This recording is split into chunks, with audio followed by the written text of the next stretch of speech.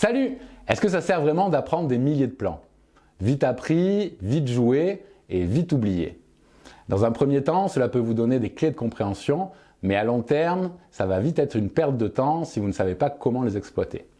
Comme j'aime dire à mes élèves, il vaut mieux apprendre à pêcher plutôt que d'aller acheter du poisson. On voit pourquoi dans cette vidéo, c'est parti. Voici un exemple de plan comme vous en trouverez des milliers sur YouTube. Il est basé sur la gamme pentatonique mineure. Rien de très difficile. Attention quand même au tiré de corde. Le premier qui est un tiré de corde de 1 ton et surtout le deuxième qui est ce qu'on appelle un pré-bend. C'est-à-dire que je tire au préalable sur la corde sans la jouer, puis je la joue une fois tirée pour faire entendre la bonne note avec un léger release bend. Attention également à ce passage où j'utilise un mini barré avec l'index pour pouvoir jouer ces deux notes. Ce plan est très sympa et sonne très bien, mais n'a aucun intérêt si vous ne savez pas comment l'intégrer à votre jeu. Comme disait Coluche, c'est bien beau d'avoir des bagages, mais il faut savoir où les poser. La première question à se poser, c'est quel est le contexte harmonique de ce plan, c'est-à-dire sur quel accord il est joué. Est-ce que c'est un La mineur par exemple?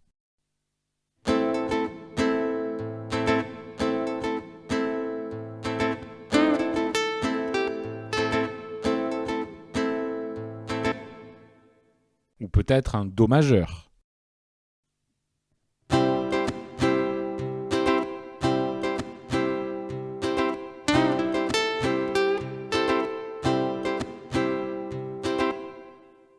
Ou encore, sur le premier accord d'un blues en La, un La7.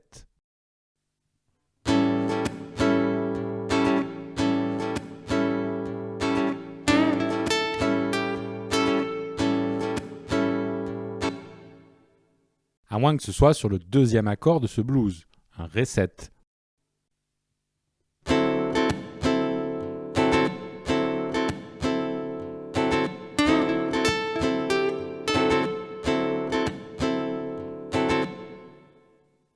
Ou peut-être sur un Si bémol majeur 7.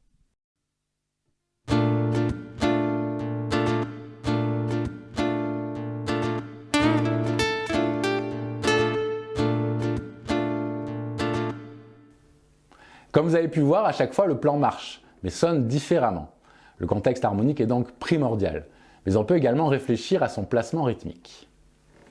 En effet, peut-être que ce plan est prévu comme jonction entre deux accords.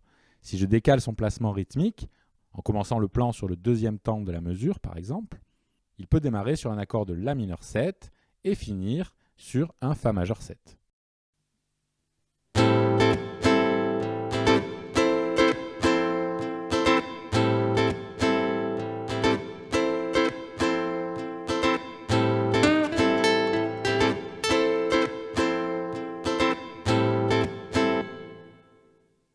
Ou encore, comme ici, sur les deux premières mesures d'un blues en La, donc La7 puis Ré7.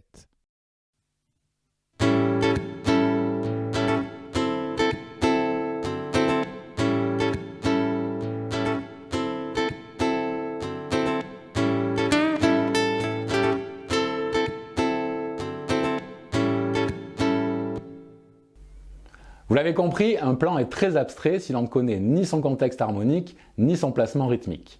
Alors ça va vous permettre de travailler un petit peu la technique, mais vous aurez beaucoup de mal à l'intégrer à votre jeu. La vraie question à se poser, c'est pourquoi ça sonne? Et c'est cette réponse qui va vous permettre de réellement exploiter l'intérêt du plan et l'intégrer facilement à votre jeu. Pour cela, il faut analyser les intervalles que vous jouez. Il faut savoir qu'il existe deux types d'intervalles. Et les deux vont être importants dans l'analyse et la compréhension d'un plan. Tout d'abord, il y a les intervalles mélodiques, c'est-à-dire l'écart qu'il y a entre deux notes espacées dans le temps. Ici, par exemple, il est intéressant de noter que l'on a un intervalle de quarte ascendante suivi d'un intervalle de quarte descendante. Il y a ensuite les intervalles harmoniques. Là, il s'agit de l'intervalle entre une note de la mélodie et la fondamentale de l'accord qui est joué par-dessus. Ici, par exemple, le La du plan et le Ré de l'accord forment un intervalle de quinte. Situé au changement d'accord, c'est ce que l'on appelle une note cible ou une target note en anglais. C'est une note particulièrement importante puisqu'elle fait la jonction harmonique entre les deux accords. Vous comprenez maintenant sûrement mieux l'importance du contexte harmonique et du placement rythmique. C'est pour cela qu'apprendre des plans à la chaîne sans les comprendre réellement n'a pas beaucoup d'intérêt. Je vous conseille plutôt de vous intéresser et d'apprendre les arpèges pour repérer les intervalles des accords sur la guitare.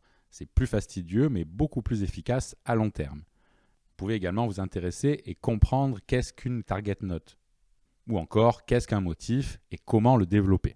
Ce sont des sujets que j'ai déjà traités sur ma chaîne. Je vous encourage à aller voir ces vidéos si ça vous intéresse. C'est à vous de voir. Vous pouvez apprendre des milliers de plans qui vont vous donner l'impression de jouer comme vos guitaristes préférés sans comprendre pourquoi ça sonne, ou comprendre pourquoi un plan sonne bien et à partir de là développer vos propres idées. On a toujours le choix entre la facilité et ce qu'il faut faire. Et voilà, ce cours est terminé, j'espère qu'il vous a plu. Si c'est le cas, n'hésitez pas à vous abonner, à me laisser un commentaire si vous avez des questions. Vous pouvez également soutenir la chaîne sur ma page Tipeee, vous recevrez en contrepartie des tas de PDF. Et on se voit dans une prochaine vidéo. Salut!